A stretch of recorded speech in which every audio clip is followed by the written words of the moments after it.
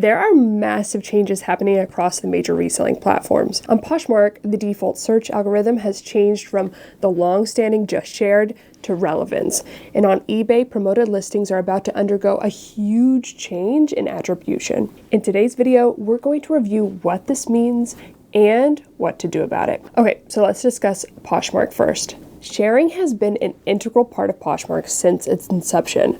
The ethos behind sharing was rooted in the belief that everyone should have a fair shot at appearing high in search, and that Poshmark shouldn't be a pay-to-play system. This was actually also really great for Poshmark in the beginning because it drove users to spend a lot of time on the app by manually sharing their items. We used to literally click, click, click, click, click all day long. But then resellers realized that we could use automation services to take care of sharing for us. So the algorithm just ended up generating a really poor user experience. So Poshmark decided to change their search algorithm to relevance.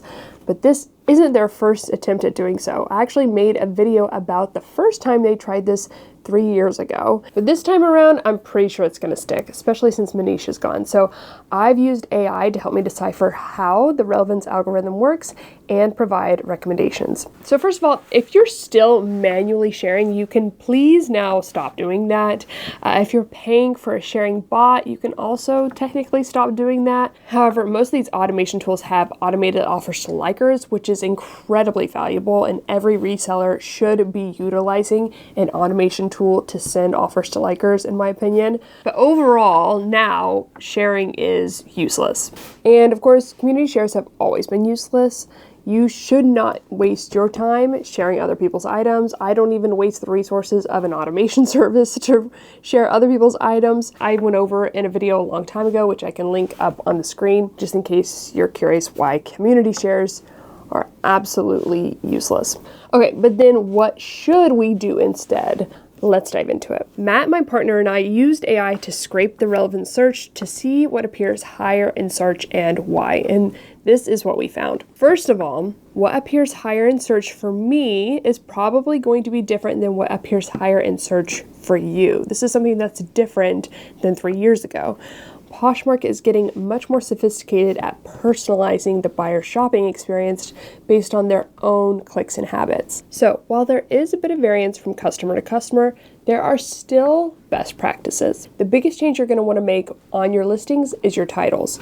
Concise titles are regularly appearing higher in search. And in essence, you're going to want to try to match what buyers are searching for as closely as possible. So instead of following the advice of filling out 80 characters of the title as much as possible, which is what I'd recommend for eBay and what I've done in the past, you're now going to want to do the following title formula: brand, style name, and then maybe color and maybe size. If there's a particularly strong keyword that you think a lot of buyers are searching for, such as silk or wide leg, that may be worth including as well. But we want to match buyers' intent as much as possible and not add any more beyond that. So let's take a title of mine that I just changed. It was New Tag Reformation Segment Dress, 2 black, long sleeve, square neck, midi, high slit. I filled out all 80 characters. I have now changed it to New Tag Reformation Segment Dress, 2 black. And okay, you may be asking why I included New Tag. On Poshmark, you don't only want to optimize exclusively for search. Search is important for acquiring as many impressions as possible, but you also want to optimize for click-through rate. So while including NWT may not help with my search, I think it does drastically improve click-through rate, so I'm choosing to keep that in as well. Some Poshmark sellers argue that you shouldn't, and I understand that argument, but for me, I want to lead with one of my biggest selling points, and being brand new with a tag and a sea of pre-owned, questionable conditioned inventory is a huge selling point. Ultimately, we don't have data on that, so it's hard to assess. When it comes to including NWT or the word new, go with what feels right to you. I've changed hundreds of my Poshmark titles within Nifty.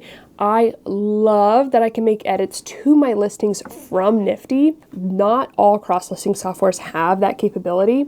For instance, with Vindu, you're going to have to make the changes on Poshmark and then update the link on Vindu itself, which is really time-consuming. But because Nifty does use a single form system, making the title change just on Poshmark does require a little bit of a workaround. So let me show you how I do it. It's not too bad, but it just requires an extra second. All right, in order to just change the title on Poshmark, you're going to click the little arrow under Poshmark and move it to a new row and then edit your listing. So I just got rid of most of my title and added the size. And then you're going to scroll down, click update item, really easy. If you want to take a look at your listing, you can click view listing, or you can just click back to inventory. It'll take you right where you left off, and then you'll drag and drop it to merge it back together. As you'll know, I am a huge fan of Nifty. It has cut my listing time in half with the bulk generation tool, which I'm obsessed with, and AI integration. And if you haven't tried it already, I really think you should set aside 30 minutes to an hour this week to give it a try, because I know a lot of y'all have it on your to-do list to try Nifty out, but you just haven't found the time yet. But I'm telling you, when you do switch, you'll wish you had switched sooner. Just be sure to click the link in the description below or use my code MOGIBETH, all one word, to get 15% off your first month plus 7 days free trial. And that code not only gives you a discount, but it helps support this channel. So thank you so much to everyone who has used it, and thank you in advance for using it this week. Okay, the second thing I recommend to do to optimize your listings on Poshmark is that you're definitely going to want to make sure that you have brand, color, and subcategory selected on all of your listings. You also want to make sure you include any extra keywords into your description as well. You basically just want to make sure that if the buyer filters by color, size, etc., that you're showing up within that filtered search. Most of us already do this, but in case you don't, this is even more important.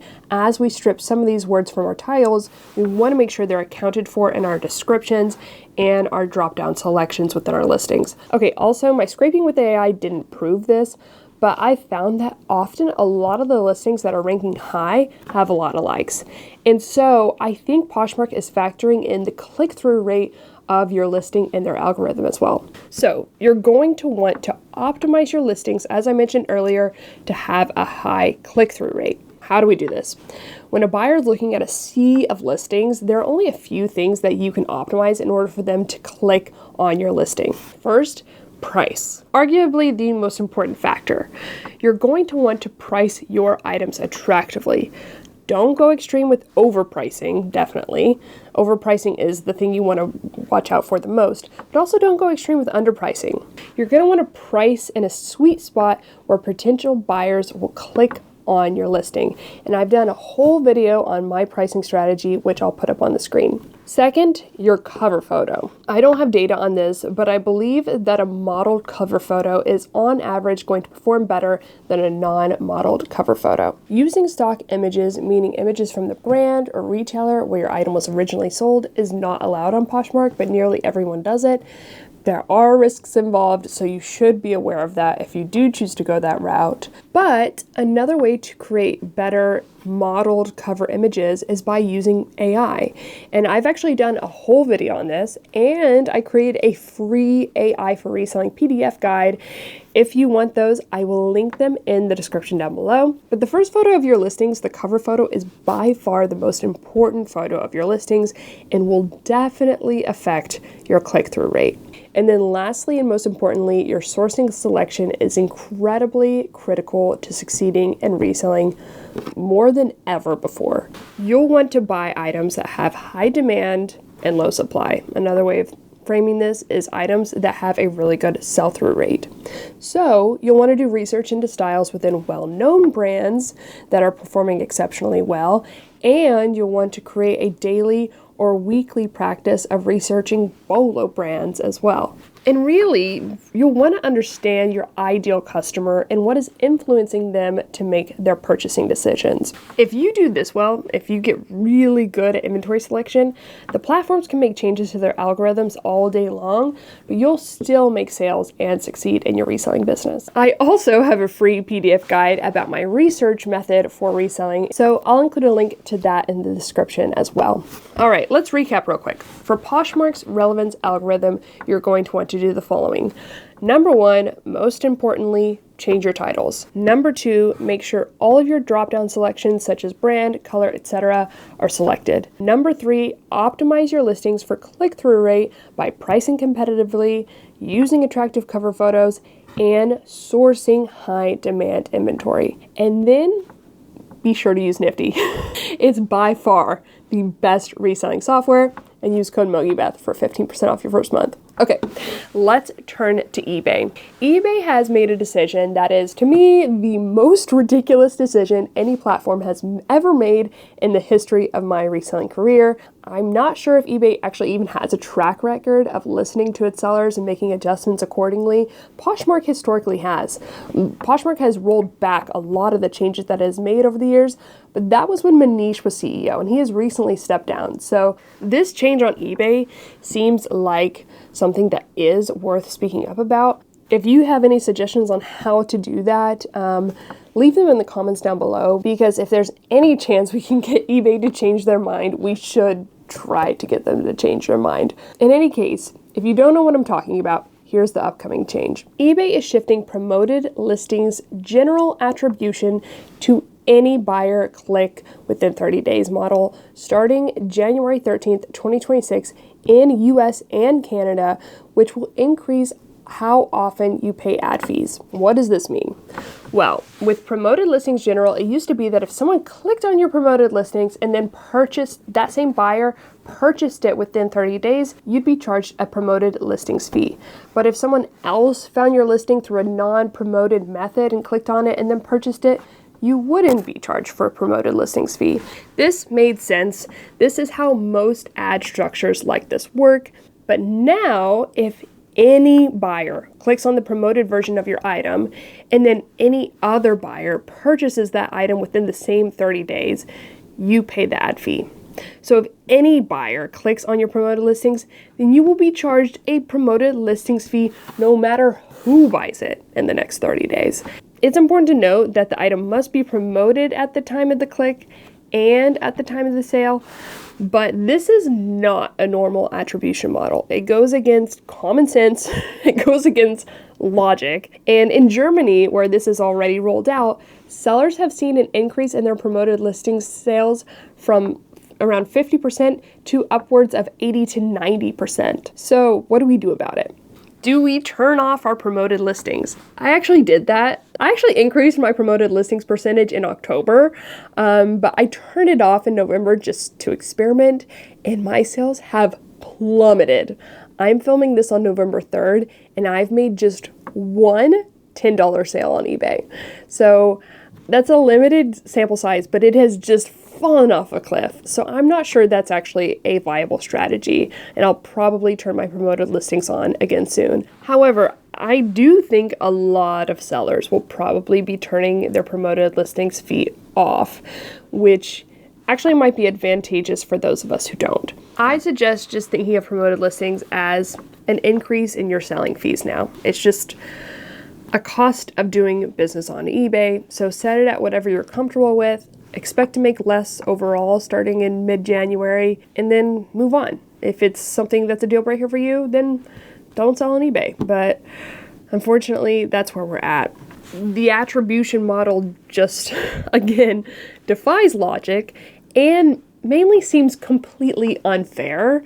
And so I think it's worth letting eBay know that. But at the end of the day, if you want to sell on eBay, you play by their rules, no matter how illogical or unfair they may seem. All right, well, that is the video. Let me know your thoughts in the comments down below. Again, I have created a few, I think, really helpful free resources recently. So if you're interested in those, I will link them in the description. And this week is the week to try Nifty if you haven't already. So again, click the link down below in the description description or use code MOGIBETH for 15% off your first month. And thank you to everyone who does that. But that's it. Thank you so much for watching. I'll see y'all in the next one. Okay, love y'all. Bye.